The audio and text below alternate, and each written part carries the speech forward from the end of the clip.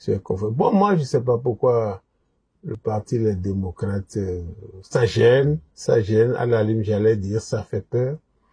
Mais il n'est pas bon qu'on se fasse peur dans le pays. Donc, moi, je crois que ce que le maire a dit, j'allais dire ce qu'il a raconté, ça ne me convainc pas. Moi, j'ai parlé avec le secrétaire national de la communication. En substance, qu'est-ce qu'il a dit pour nos téléspectateurs? Qu'est-ce que le maire a dit?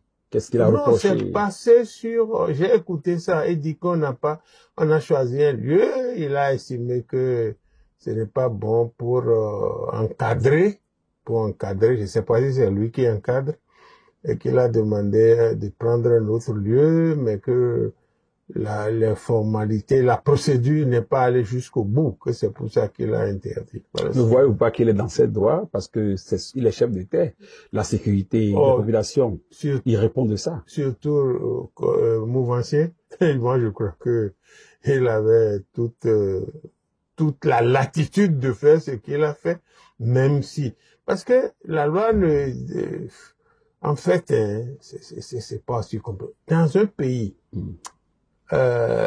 s'il n'y a que la mouvance, bon, je sais pas si on serait pas au Rwanda ou on serait Non, il n'y a pas que la mouvance, aujourd'hui il y a l'opposition. La preuve, moi comme député de l'opposition. C'est pour ça que je dis qu'il faut laisser l'opposition s'exprimer, se déployer. Et comme l'a dit quelqu'un, quand on fait l'exclusion, ça amène des problèmes. On va revenir sur son cas tout à l'heure. D'accord. Ça doit être au siège du parti pour dénoncer quoi concrètement? Non, moi on n'est pas allé dénoncer. On est allé expliquer. Pour moi, par exemple, j'ai fait la lecture du code électoral avec nos militants. Bon, et on a des activités. J'ai fait la lecture du code électoral et comment on se prépare pour les élections. Voilà. C'est pas pour aller prendre les branchages et entrer dans les rues, talons loués. Non, on a dépassé ça. C'est pas ça. Oui, tout à l'heure, vous avez voulu même me dévancer en évoquant une partie de la sortie du président Mbeki. Vous savez tout ce que cela a suscité. Vous, qui êtes une icône de la classe politique, vous n'êtes pas que de l'opposition.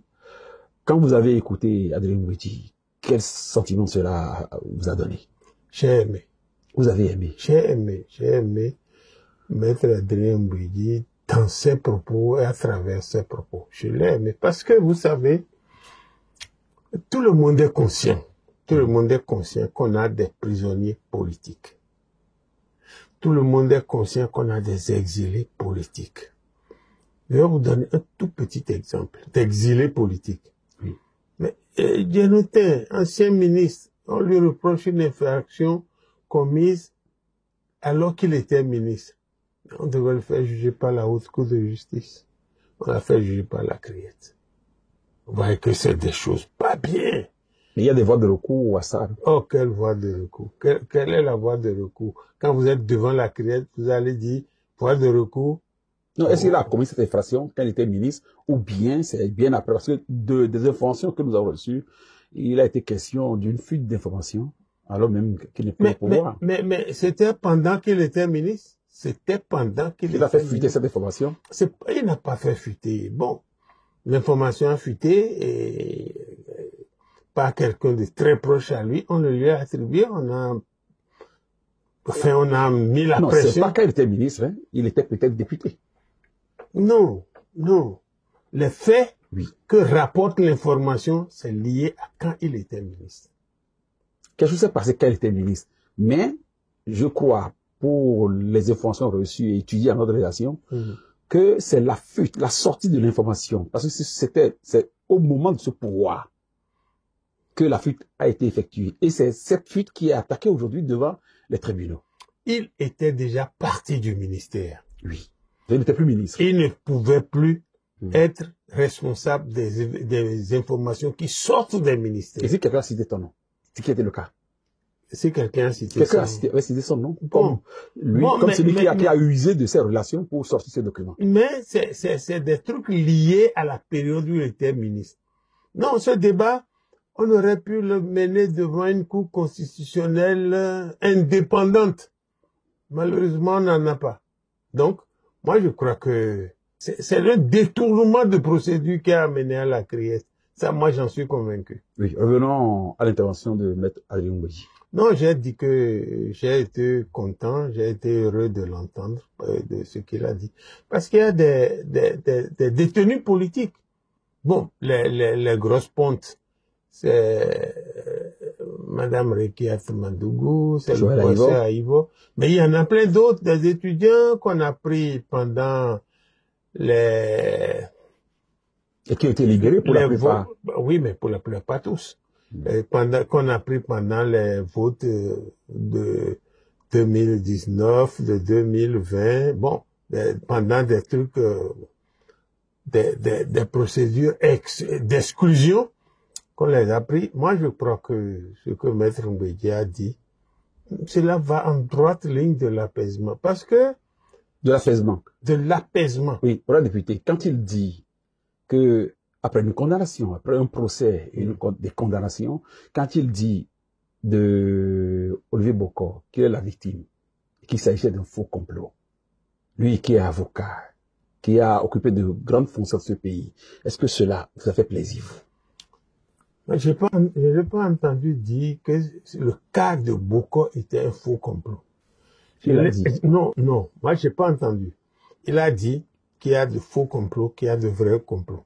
Mais il n'a pas attribué les faux complots au cas Bokor. Mais parlant du cas Bokor, j'ai écouté les réquisitions du procureur spécial. Mais je n'ai pas retrouvé la participation de Bokor à ce qu'on reproche à Houmeki, par exemple. Bon, Houmeki aurait. Mais il semble que Houmeki n'a pas les moyens et chaque fois on fait référence à Bokor. Ces cadres d'AF ou comptables sont intervenus et ont dit les montants qu'ils ont déposés au domicile de Ozar Houmeki. Est-ce que vous ne créez pas parler là comme un ami de Ngouédi ou bien un ami de Olivier Bokor? Non, je n'ai pas suivi ces aspects-là.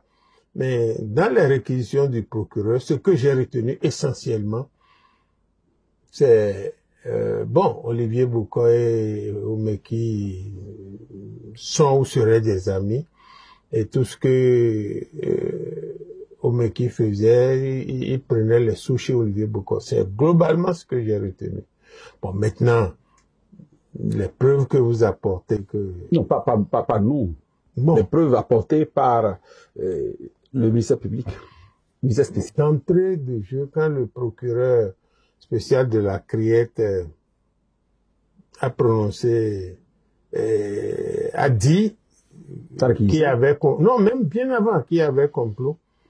Bon, les déclarations sur les sommes, NCA, on a 105 millions, je ne sais plus combien sur un compte, après c'est NCA qui demande, c'est tout pour moi. Non, le procès l'a révélé. Oui, a révélé que, parce qu'il y a eu une vidéoconférence qui est intervenue où l'intéressé a été contacté sur Abidjan et a clairement établi et évoqué, dit du moins que M.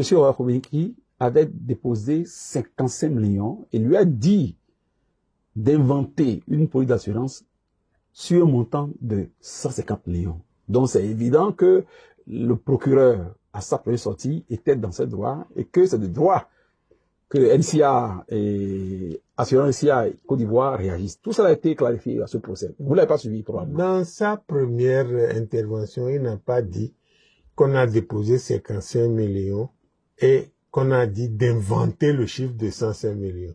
Il a affirmé. Non, le procureur spécial, dans sa déclaration, j'ai dit que ce que vous lui reprochez à sa déclaration, a été clarifié au cours du procès. Vous n'avez pas suivi ce procès? Bon, le procès, moi j'ai pas le temps d'aller au procès, puis j'ai trouvé ça un peu dégoûtant. J'ai pas y suis allé. J'ai écouté les réquisitions du procureur. Ça ne m'a pas convaincu de ce que Bokor Olivier ait participé. Maintenant, entre ce que je pense, ce que je crois et la réalité, il y a certainement un écart. Le procès est fait, ils ont été condamnés comme tous les autres, la norme c'est 20 ans et ils ont attrapé les 20 ans. Bon, puis tout le monde s'attendait à ça. Il n'est pas normal que quand la justice est mise en branle, qu'on s'attende au résultat. C'est pas normal. Mais tout le monde s'attendait à ça. La preuve, quand le procureur a requis 10 ans contre Omeki et Boko, les gens ont tiqué. Et puis, la présidente a corrigé. Il faut les ramener dans les normes des 20 ans. Qui ont tiqué? Les gens, tout le monde a tiqué. Et pourquoi les gens n'ont pas eu un ressenti négatif au prononcé des condamnations de 20 ans? Non, beaucoup de gens ont prononcé négatif, beaucoup de gens. Vous avez écouté les différentes interventions. Les gens ont même souhaité que la Cour aille plus loin. Mais vous connaissez ceux qui ont dit ça, non? C'est des Béninois. Mais des gens proches du pouvoir. C'est des gens proches du pouvoir. Il a dit, des gens qui ont récupéré quelque chose qu'on appelle pouvoir ces derniers temps, qui se sont mis à parler, des gens que l'argent active, qui se sont mis à dire ces choses-là. Mais vous, comment vous jugez, vous, votre position? Vous qui êtes de l'opposition, il vous est venu d'aimer ce qu'a dit Maître Oumbédi, qui, de mon point de vue, est quand même de la mouvance. Il appartient à l'UPR. Non, il a dit des choses selon son intime conviction. Comment Dieu te vous avez aimé? J'ai aimé parce que c'est des vérités qui sortent qui sont portées par une voix autorisée, une grande voix comme celle-là. Moi j'ai aimé. Peut-être que ça va amener... Une voix qui a... C'est sous lui que plusieurs des lois et réformes ont été signées à l'Assemblée. Votées. Oui. Oumbédi à l'Assemblée avait une seule voix. Hein. Il n'était pas celui qui votait les lois. Il avait une seule voix comme moi à l'Assemblée. Vous voulez... Et puis, sous un régime qui a tiré beaucoup de députés dans son camp. Oumbédi avait une voix. N'oublions jamais ça. Donc, selon vous maintenant là, Adrien Oumbédi, il est opposant au mouvancier. Est-ce que vous l'appréciez? Moi, je suis allé chez lui. On a discuté. Il est toujours mouvancier. Il est toujours mouvancier. Maintenant, si vous pensez que au sein de la mouvance, il ne doit pas avoir des divergences de vue, il ne doit pas avoir des positions critiques, c'est autre chose. Excluez-le. Mais non, pas nous. Non, je parle à vos amis. Je parle.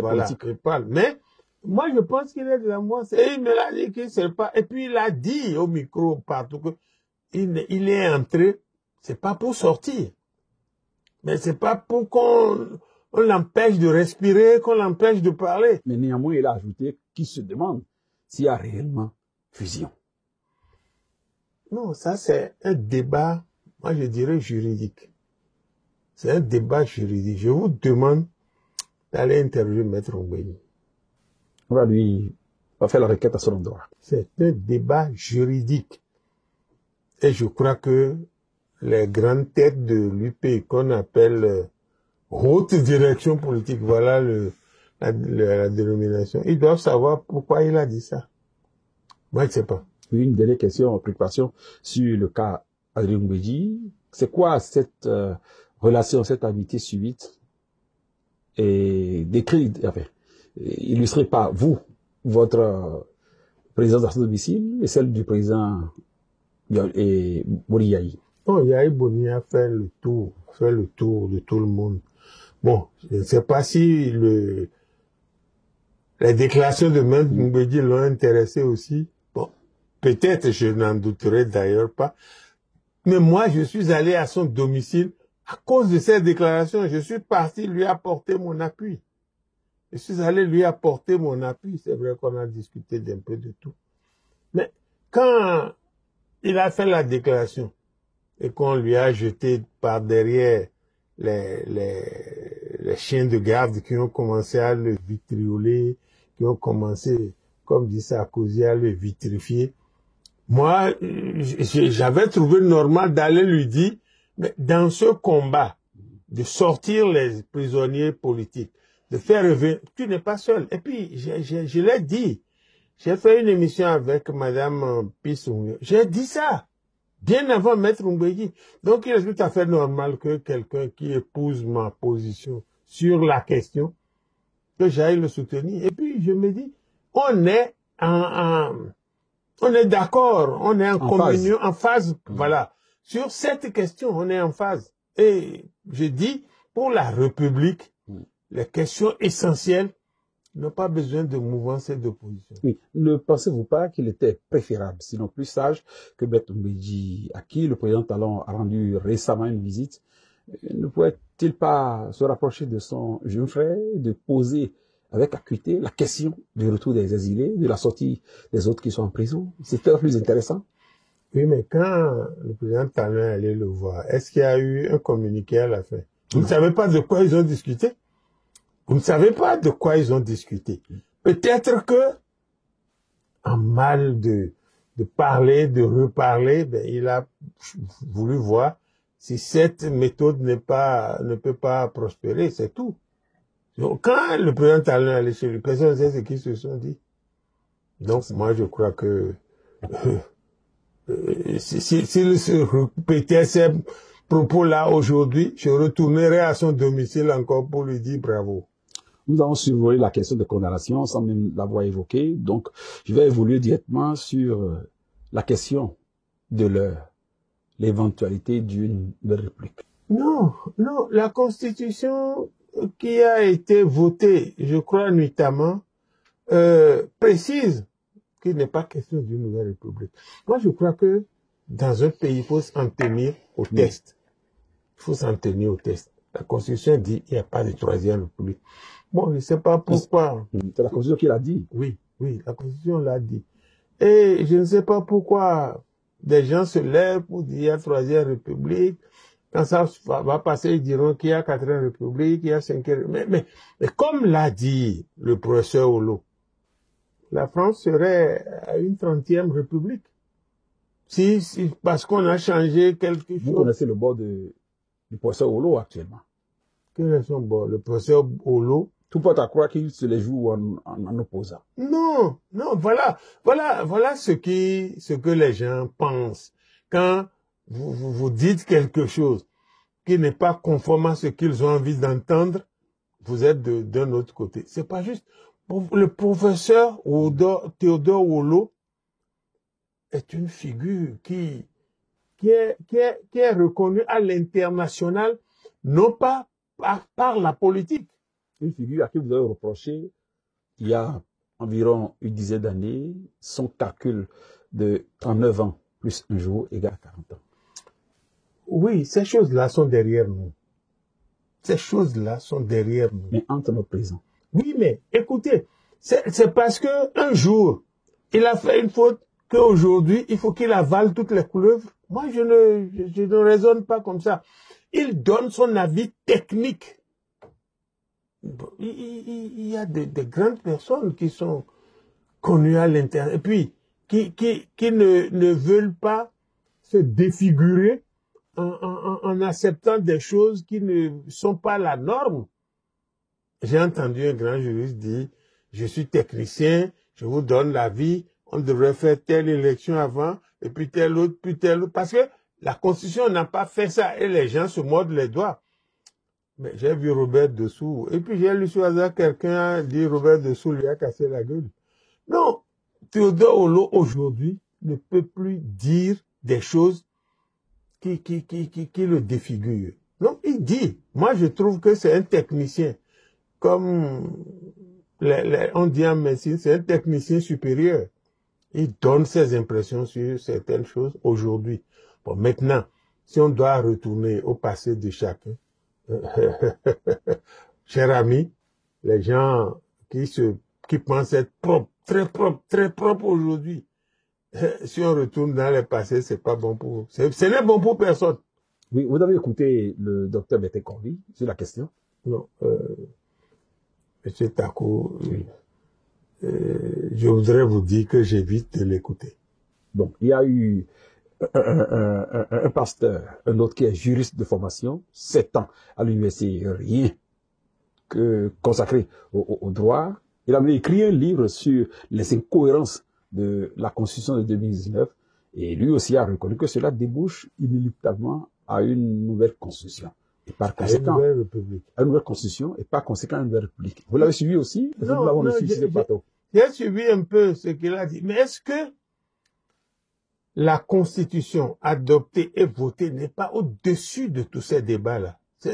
C'est comme ça que moi je vois la République. Laquelle constitution, l'opposition dit revenir la recadrer quand elle va occuper le fauteuil présidentiel. D'accord, d'accord. Ça, je vous dis que je suis d'avis. Mais aujourd'hui, c'est cette constitution qui nous gouverne. On s'en tient à cette constitution parce que... Mais elle a touché les fondamentaux. C'est quoi les fondamentaux? D'abord, le décalage. C'est ça les fondamentaux? Bon, évidemment, vous êtes venu, vous avez postulé ou candidaté comme député sous cette constitution, non? Oui. Alors que si les préalables évoqués avaient été respectés, vous n'avez plus le droit d'être candidat. Je ne connais même pas les préalables. Mais si on n'est pas candidat, cela n'arrête pas la République. Si on n'est pas candidat. Mais je dis, si le test de la Constitution nous interdisait à nous, démocrates, d'être candidats, on ne serait pas. Mais en 2019, on n'a pas été candidat. Le ciel a continué de tourner autour de la terre. Maintenant, si on a interprété, construit des phrases pour qu'on empêche l'opposition, nous allons protester. Mais la République va continuer de tuer. Ce que je dis, je concentre ça autour de la République. La Constitution, rien que la Constitution. Oui. Si la Cour constitutionnelle, qui a été saisie de plusieurs recours, dit aujourd'hui que, compte tenu des grandes modifications subies par nos fondamentaux, qu'il y a question d'une nouvelle République. Non, j'espère que la Cour constitutionnelle ne descendrait pas jusque-là. Mais si elle le dit, qu'est-ce que nous pouvons? Nous allons respecter, nous allons contester, mais la loi reste la loi. La loi reste la loi. Mais ça m'étonnerait que, je l'ai dit quelque part, le président de la Cour constitutionnelle, un juriste vraiment d'un niveau très élevé, j'aurais... Vous lui jetez des fleurs afin qu'il puisse... Non, non, je ne lui ai pas, là-dessus, ma dernière émission, je ne lui ai pas jeté que des fleurs. Même si je lui ai jeté des fleurs, c'était des fleurs avec des épines que je lui ai jeté. Des roses. Mais voilà, des roses. Donc, moi, je crois que si la Cour le fait, ce serait pas normal. Ce serait irrégulier. Ce serait faux. Mais les décisions de la Cour sont sans recours. Et comme nous savons que tout ça, là, toutes ces institutions sont inféodées au président de la République, on ne serait pas surpris. Voilà, député. Et le bruit court qu'au sein de votre parti, les démocrates, vous serez en train de vous préparer pour le choix de votre candidat. Évidemment, le temps qui nous reste n'étant pas suffisamment long, est-ce que c'est vérifier cette information? Oui, oui, mais écoutez, le président Yahi a voulu qu'on ait un candidat de consensus. Ça, il veut qu'on ait un candidat de consensus. Et lorsqu'on a posé le problème, il dit, mais chacun n'a qu'à réfléchir à son niveau. On n'en est que là. On n'est pas encore retourné pour faire le débat autour de certains. Non, on n'est pas encore retourné. Mais c'est normal. Maintenant, nous ne sommes pas comme les autres. Les autres n'ont aucune marge pour aller réfléchir et amener. On leur trouvera leur candidat. Mais nous, le président Yahi, il a fait des expériences, il a estimé qu'il faut qu'on aille réfléchir et que on va discuter autour. Donc, ça, il a lancé cette idée. Et moi, je réfléchis à celui que je vais soutenir. Oui, vous qui connaissez le président Bori Yahi, pour lui avoir refusé sa requête de vous avoir comme ministre dans son gouvernement. Aujourd'hui, par la force des choses, vous êtes ensemble. Est-ce que vous pensez qu'il vous laisse les coups de franche pour réfléchir réellement? Non, je ne veux pas faire de procès d'intention au président Yahi. Et j'ai refusé d'entrer au gouvernement en 2008. Hein, ça fait, je ne sais pas combien de décennies là. Donc, l'homme change. L'homme change, l'homme évolue. Moi, je crois que le président Yahi Boni a beaucoup évolué, beaucoup changé.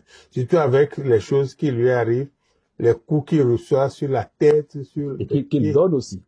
Ah, il en donne? Moi, je sais pas. Yahi Boni n'a enfermé personne à son domicile pour 2 mois. Bon, en fait, moi, je sais pas s'il en donne, mais je sais qu'il en reçoit suffisamment. Et ça lui donne des leçons. Il discute beaucoup Et maintenant, comme vous dites qu'il ne va pas laisser les coudées franches, on verra bien. Moi, on ne fait pas de procès d'intention. Si ça arrivait. Je présage que ça n'arriverait pas. Si ça arrivait, Oui. ça va créer un malaise. Ça va créer un malaise au sein du parti. Bon, mais on verra. Mais en attendant, tel que c'est parti, on pense que ça n'arriverait pas. Et comme vous aussi, la mouvance en face de vous est aussi en train de travailler et à faire le meilleur choix, pour ne pas dire que le président va leur choisir un bon candidat. De qui avez-vous peur? Est-ce que c'est de Diogbinou qui a de meilleurs atouts, de Romia Wadaï qui est de jeune premier avec assez d'atouts, de Lucas Trokbo qui n'est pas des moindres, ou quelqu'un, ou bien même le président lui-même, s'il la nouvelle république en arrivait à être déclarée, il aura l'obligation de ses compatriotes de se porter pour un second mandat.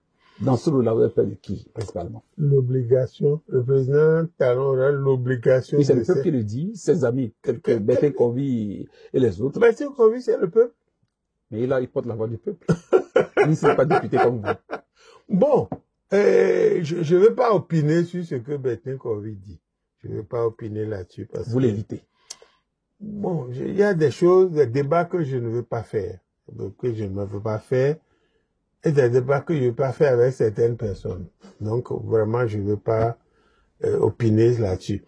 Non, je crois, je veux être sincère. Hein. Peut-être que je ne vais pas être en harmonie avec toute l'opposition. Je crois que le président Talon fait partie. Il le martèle, il le dit. Je pense qu'il veut partir. Bon, maintenant, s'il se ridiculise en voulant rester, ça va être dommage pour lui. Ça va être dommage pour lui. Et puis les candidats. Est-ce que ça va être dommage pour le pays? Puisque vous êtes... Bien sûr, donc, bien sûr. Parce que les réalisations... Non, quelle réalisation? Quand vous parlez de réalisation, vraiment, non, chaque président qui vient fait quelque chose. Le président Yahi a choisi de développer les routes intercommunautaires. Il en a construit les routes, il en a construit suffisamment. Et puis, de quelle qualité, si je peux me permettre cette question? Non, moi je suis pas ingénieur de BTP. Je suis pas ingénieur. Et même Yahi même n'est pas ingénieur de BTP. La voie construite par lui, qui va à son domicile de Parakou, quelques années après, déjà... Non, c'est pas lui l'ingénieur. C'est pas lui l'ingénieur. Mais c'est sous lui. Bon, sous lui, d'accord, mais c'est pas lui l'ingénieur. Mais vous avez des enfants, si un de vos enfants sort du cadre tracé par la famille et se livre à des choses, je ne sais pas pourquoi vous en porterez la responsabilité. Bref, et puis ce qu'on nous fait, mais c'est Yahi qui a fait les échangeurs, hein, et on sait que ça fluidifie la circulation. Bon, les asphaltages, tout ça, mais je vais vous dire quelque chose de très important. Il y a des gens qui connaissent le niveau d'endettement du pays. Moi, je ne connais pas. Mais avec les nombreux prêts que nous faisons et les taxes devenues insoutenables, qui pèsent sur le citoyen, moi, je crois que on ne devrait pas être en train de dire le président fait ci, le président... Il a levé le doigt pour faire quoi? Pour aller dormir chez lui? Non, c'est pour travailler. Et quand le président le fait, et c'est même pas avec son argent, hein.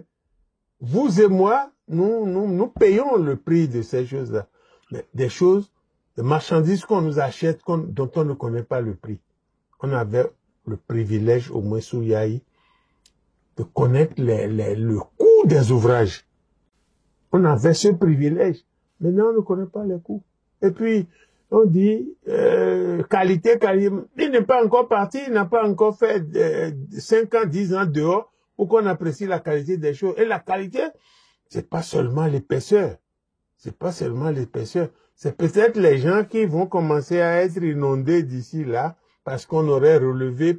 Bon, bref, il travaille comme Yahi a travaillé, comme Soglo a travaillé, comme Kérékou a travaillé.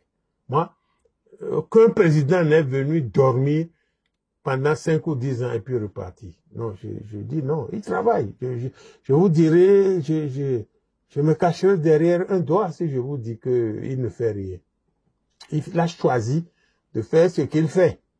Oui. Et de la candidature qui vous ferait trembler au sein de l'opposition? Rien, aucune candidature nous ferait trembler. Parce qu'il y en a peut-être moi, pas l'opposition, qui me ferait rigoler. Il y en a qui me feraient rigoler. Parce que avoir l'étoffe pour porter la candidature de chef d'État, c'est pas une petite affaire.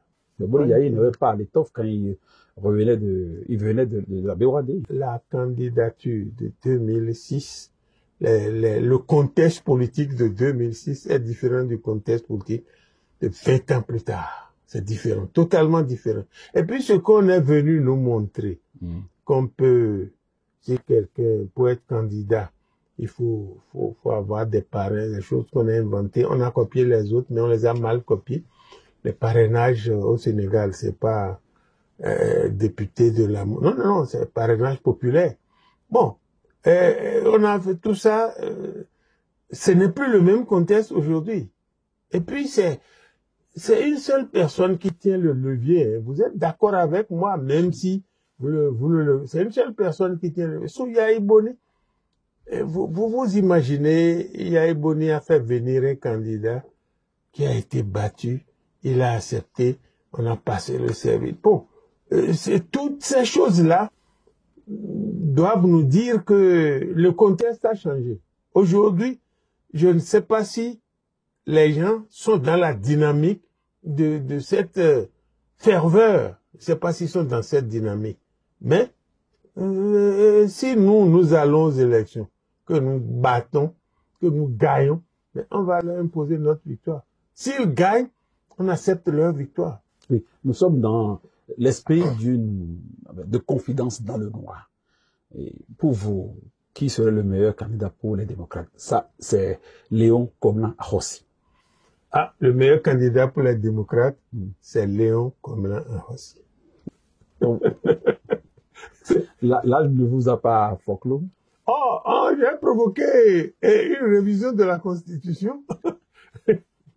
Je vais provoquer une révision de la Constitution. Non, moi, non, je pense à certaines personnes qui forcément ne sont pas les meilleures, qui forcément, mais quand on va confronter, pourquoi je pense à Pierre? Pourquoi quelqu'un comme Achadé pense à Paul?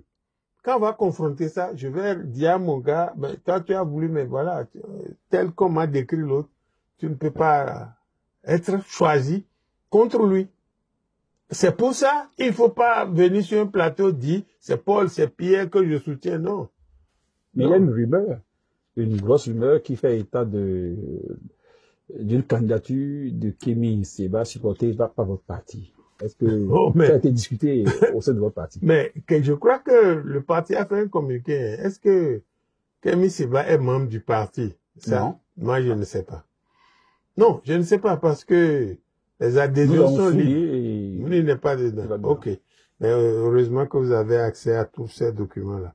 Ensuite, bon, moi, il ne m'en a pas parlé, donc il ne peut pas être celui que moi je vais proposer.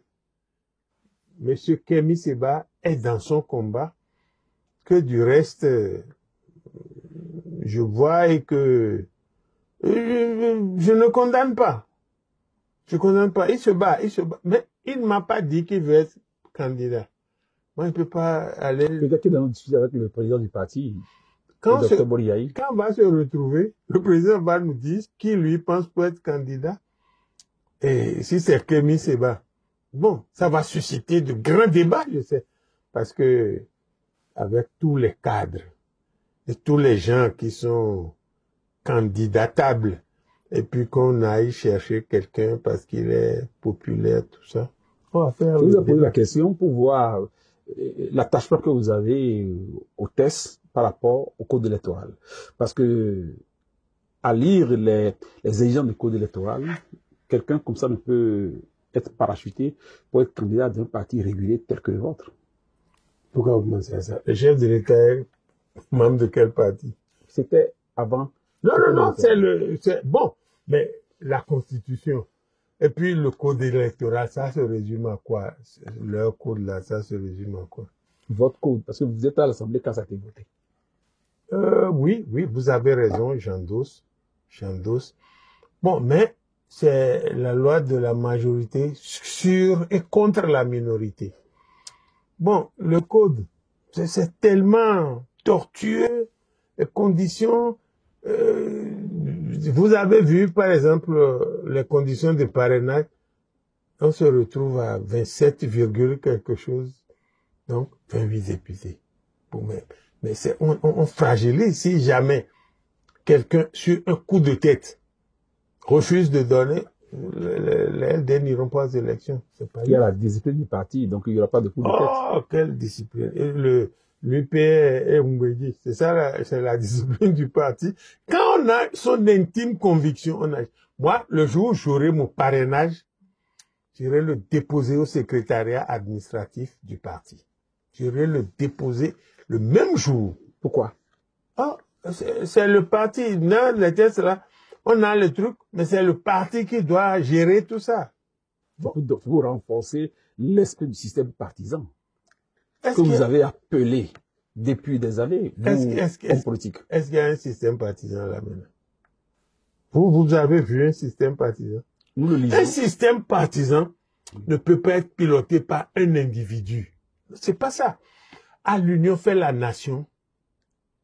Je rends toujours hommage au président Bruno Amosso parce que il voit loin. Il voit loin. Il est assis, il voit loin. On avait commencé ce regroupement. J'ai été nommé responsable de la cellule qui devait discuter avec ceux qui viennent. J'ai discuté avec les gens du FDU, on a discuté avec les gens de Faalafia. Le professeur Biabigo était venu. Le ministre Mario Kakpo était venu. On a commencé à échanger. C'était libre. Mais maintenant, quelqu'un a créé ses affaires. Omeki dit c'est Boko qui est le meilleur profil. Paf, on le jette dehors. J'ai commencé à lire sur les réseaux sociaux que c'est à Dambi, le pauvre. Paf, on l'a jeté dehors. C'est ça? C'est à ça que se résume le système partisan. Mais il faut laisser les gens parler. Le moment venu, à Dambi, on a beau parler de... Si on ne lui donne pas les parrains, il va faire quoi? Il ne peut pas être candidat. Au lieu de dire, dès qu'on peut candidat, paf, quelqu'un se lève, il jette. Mais est-ce qu'on a un système partisan? Est-ce qu'on a ça? À Dambi, on le jette du bloc républicain, on le jette du gouvernement.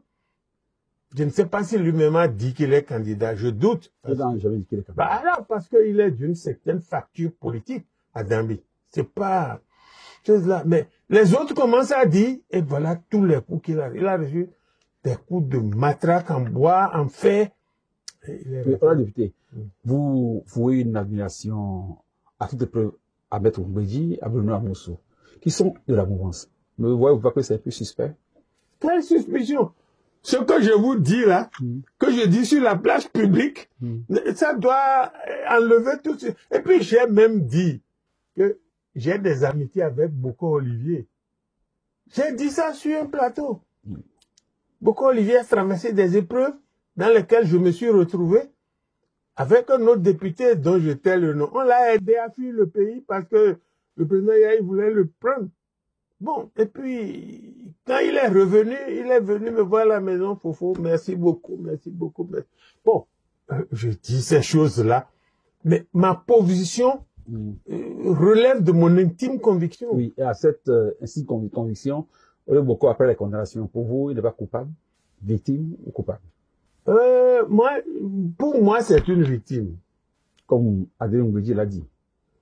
Pour moi, c'est une victime. Pourquoi? Maintenant, non, quand le militaire le colonel dit qu'il n'a jamais discuté avec lui, que le procureur dit tel montant, bon, l'autre ne pouvant l'avoir, ça ne peut que provenir. Quand j'ai écouté tout ça, et que je sais que Olivier Bokor avait des ambitions présidentielles. Qui vous en a parlé? Bien sûr. qu'il sera candidat. Que ça l'intéresse. Il n'a pas dit qu'il sera candidat. Il ne l'a pas dit à son ami, pour ne pas dire son patron. Il ne lui a pas dit ça. Oh, son patron sait. Son patron sait qu'il avait cette ambition. Peut-être ils en ont discuté, il lui a dit ne fais pas, je ne sais pas. Mais bon, moi je lui ai donné mes conseils. Tu es trop proche du chef de l'État. Discute avec lui. C'est ce que moi je lui ai dit. Merci, honorable député. Nous sommes déjà au thème de cet entretien, malheureusement. Est-ce que vous avez un mot de fin à l'endroit de la jeunesse et aussi bien de la mouvance que du parti de l'opposition? Est-ce que vous avez un message? Non, pas particulièrement dans l'endroit de la jeunesse. Moi, je suis plus jeune.